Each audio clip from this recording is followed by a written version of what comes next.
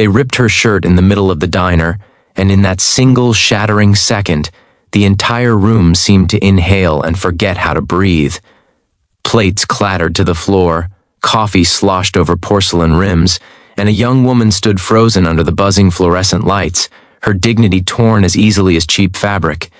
No one there knew her name, no one there knew her past, and no one there had the faintest idea that the quiet girl they were humiliating was bound by blood to a family the world whispered about with fear and awe, the Hell's Angels.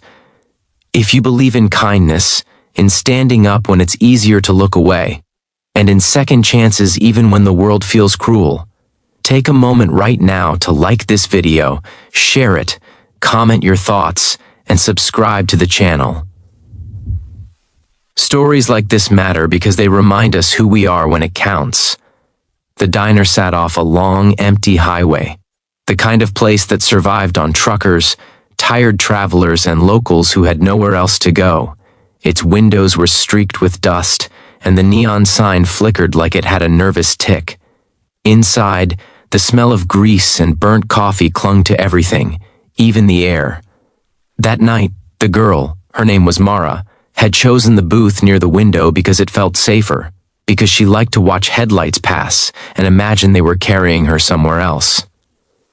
She wore a faded denim jacket over a simple shirt, her hair pulled back in a way that suggested she didn't want to be noticed.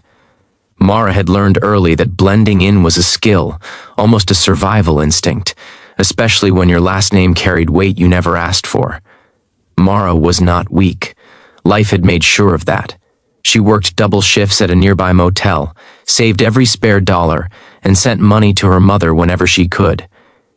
Her brother, the one the world knew, had long since left their small town, swallowed by the roar of engines and the iron rules of a brotherhood that didn't forgive easily.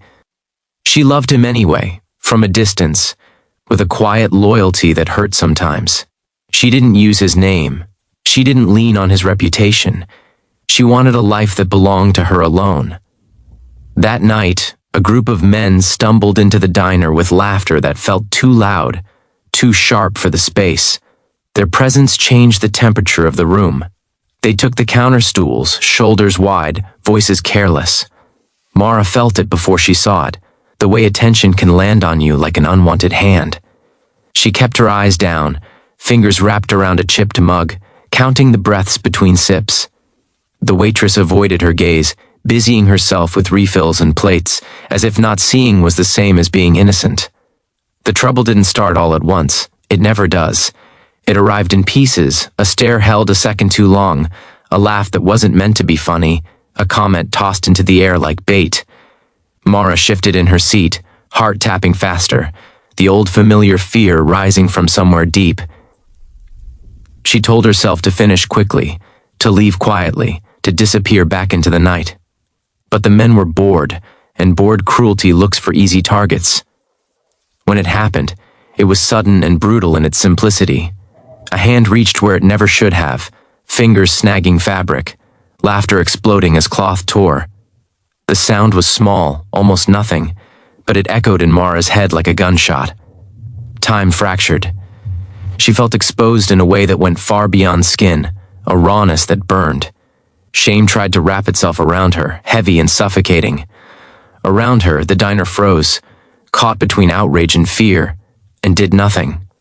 Mara didn't scream. That surprised her later. She stood there, trembling, holding herself together with sheer will, eyes shining but unbroken. She had learned long ago that tears could be a luxury. She grabbed her jacket, pulling it tight, her hands shaking as anger finally cut through the fear. It wasn't just about the shirt. It was about every time someone thought they could take something from her because they believed she was small. The men laughed louder, emboldened by the silence of witnesses. In their world, no one stopped them because no one ever did. They didn't see the way Mara's jaw set, the way her spine straightened. They didn't know the stories she carried in her blood, the ones told in engine noise and long roads, in loyalty and consequences. They didn't know that somewhere not too far away, a line had been crossed that could not be uncrossed. Mara left the diner without running. Each step felt unreal, like she was moving through water. Outside, the night air hit her face, cold and sharp, and she finally let herself breathe. She sat in her car for a long time, hands on the steering wheel, staring at nothing. She thought about calling her brother, and then didn't. Had promised herself she wouldn't pull him back into her life, wouldn't use him as a shield, but as the tears finally came, silent and fierce, she realized something else had already happened. The world had made the choice for her. Word travels fast in small towns, especially when shame and anger are involved. A waitress with a conscience made a call she had never made before.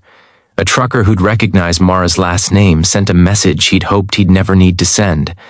By the time Mara drove home, wrapped in borrowed dignity and exhaustion, the night had begun to hum with something else: anticipation. The next morning, the diner opened like any other day. Sunlight glinting off chrome, the smell of bacon drifting into the parking lot. The men returned, confident, loud, still riding the high of their cruelty. They ordered coffee, joked, owned the space like it belonged to them. The door opened again, and this time the air changed completely. The sound came first, a low thunder rolling across the pavement, engines speaking a language older than fear. Motorcycles lined the lot, black and gleaming, symbols stitched proudly onto leather backs. The Hells Angels didn't rush, they didn't shout. They moved with a calm that was far more terrifying than anger. Customers slipped out of booths. The waitress's hands shook as she poured coffee that no one drank. The men at the counter felt it then, the weight of attention settling on them like a storm cloud. Mara wasn't there to see it, and maybe that was a mercy. Her brother was, standing among his brothers, his face carved from stone. He had seen violence, had dealt it, had lived by rules that didn't bend. But this was different. This was personal. This was blood. He didn't need to raise his voice.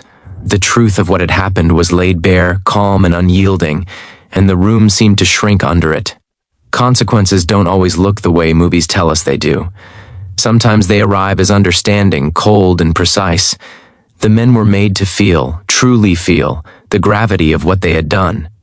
They were stripped of their bravado, their laughter replaced with something small and tight. The diner watched, silent now for a different reason, as the balance of power shifted back where it belonged. What mattered most wasn't fear. It was acknowledgement. It was the message that some lines, once crossed, change everything. The Hells Angels didn't touch a plate or a cup. They didn't need to. Their presence alone rewrote the story of that room. When they left, engines roaring back to life, they took the night's ugliness with them, leaving behind a diner that would never forget what it had witnessed. Mara found out later, through whispers and careful explanations. She sat on her bed, hands folded in her lap, listening as the story unfolded. Her emotions tangled together: relief, guilt, gratitude, and a sadness that surprised her. She hadn't wanted this. She had wanted to be invisible. But invisibility had failed her, and something else had stepped in. In the days that followed, the town changed in small ways. The diner replaced its flickering sign. The waitress looked people in the eye again. Strangers nodded at Mara with something like respect. She returned to her routines, to work and long nights, but something inside her had shifted. She stood a little taller. She laughed a little easier. She understood now that strength didn't always mean standing alone.